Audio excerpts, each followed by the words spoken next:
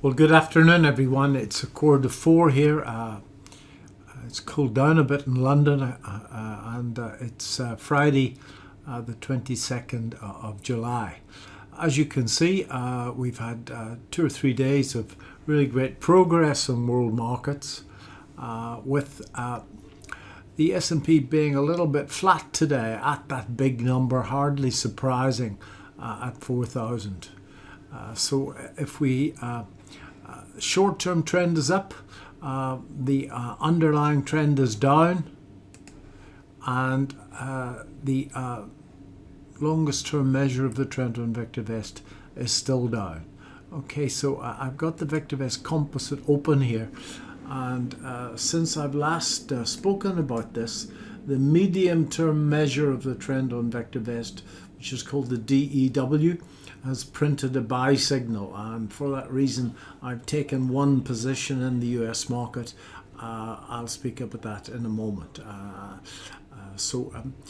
If we go back on this, get rid of the signals, it gets cluttered, but if we go back on this, you can see that the market stopped at an area where this resistance has become support, where we can easily get a resumption of the bull market, or certainly a nice bear market rally. So where is the darn thing going to go to? So to try and answer that, I'll pick up my old friend the SPX.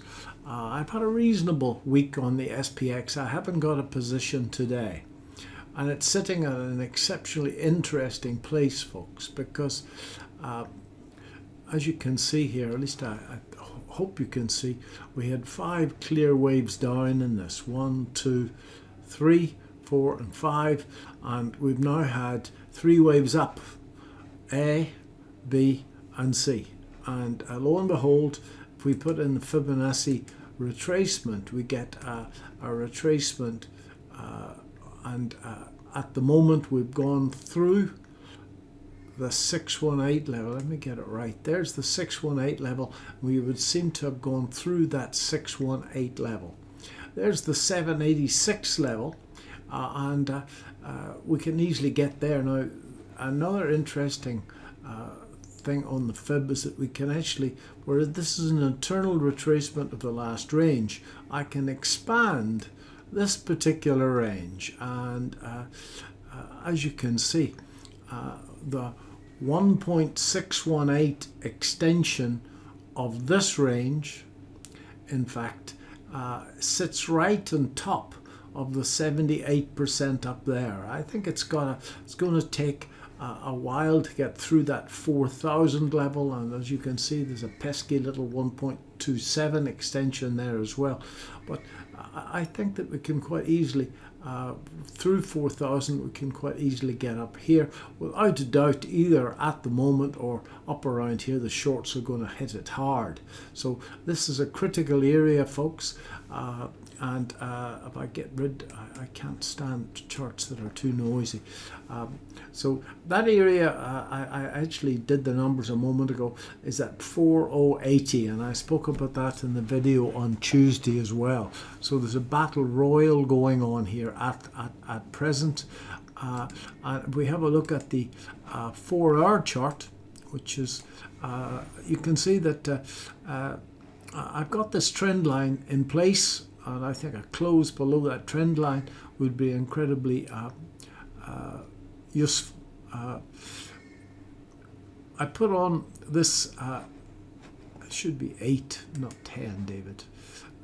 This 8 period moving average, one of a friend of mine who in fact trades exceptionally well, always in fact confirms his trades with the 8 exponential moving average. And as you can see, although yesterday we went right down below the 8, we couldn't close below it, and at the moment we're still above the 8 period moving average. Now I put on my 8-bar stochastic, so it's 8 times 4 hours, and it's making a very interesting pattern. It's a pattern that I was taught years ago by a South African technical analyst who's unfortunately not with us any longer. And he always used to say that if the price is rising, but the stochastic makes a double top and then a falling top. He's never seen that fail. Now, never's a word that shouldn't be used that often in our line of work. But if I saw a close below this trend line, so close below maybe the 8-period moving average with the stochastic in play, then that's probably going to end this move. And what are we going to get then? Well, what are we going to get then? I think the bears are saying there's another big leg down, and they certainly could be correct. The bulls are saying, I think, a 2 to 3 day pullback back down to these levels of 3900. Clearly, markets are going to be incredibly noisy between now and next Wednesday. I think that there's still a little bit more upside, so short-term players should probably hold, looking for 4082. I didn't hold my position overnight on the long side, so I haven't got a position today at all.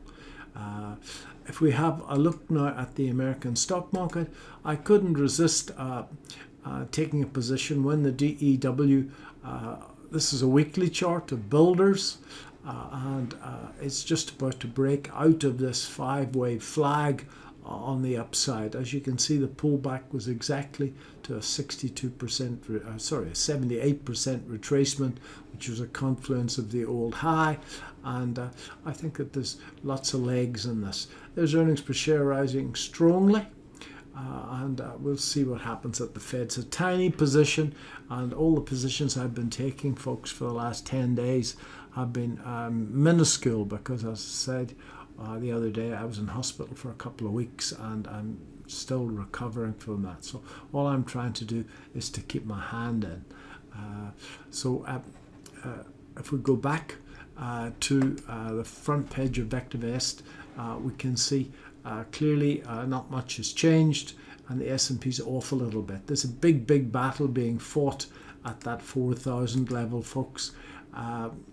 Is probably another push in it to 4080. Sooner or later, this market is going to come back and test these levels, find support with any luck, or we've got another leg on the downside. I don't know. Nobody knows, I don't think. And certainly that chap jumping up and down the TV every afternoon doesn't know. As I say, I've got one position in the US. If we have a look around the markets now, there's gold, folks, and I know many of you are going to be laughing at me, but I took a position long of gold. Again, it's a tiny position, got in at 1717, and as you can see, gold in fact came off that double bottom. It's pulled back and pulled back aggressively, as you know, in a 5-wave formation. It's just perfect 5-wave formation. 1, A, B, and C, to 2, there's 3, there's 4, and then we have a textbook 5-wave, wave 5. Yesterday we had an outside day, which in fact closed above the close of the last 4 days, and I thought that it was worthwhile taking a long there. I haven't bought into any gold shares apart from my holding in Pan-African Resources, which I've got in the UK. So that's one open position at least running, plus the trade in builders is a spread bet on the done in the UK market. I don't own the share outright. So that's what I've been up to, folks. Just watch that level 408 odd, 4080 odd on the SP 500. I think that we're going to make a major decision there. So just be very careful on Fridays. It's so easy to give your week's profits back on a Friday, and that means that you go into the weekend quite miserable. So apart from this position in builders, apart from the position in gold, which are tiny positions, I don't think I'm going to do anything else today. I haven't done anything else in the UK. I'm waiting for the S&P to give the lead. And I think about 30% in stocks in the UK, 70% in cash. And if the market does move up, then I will rectify that situation. So I hope you found this useful, maybe a bit long-winded. I'm not quite at my best. Good trading, everyone, and I'll do another one of these at the start of the week. Thanks very much.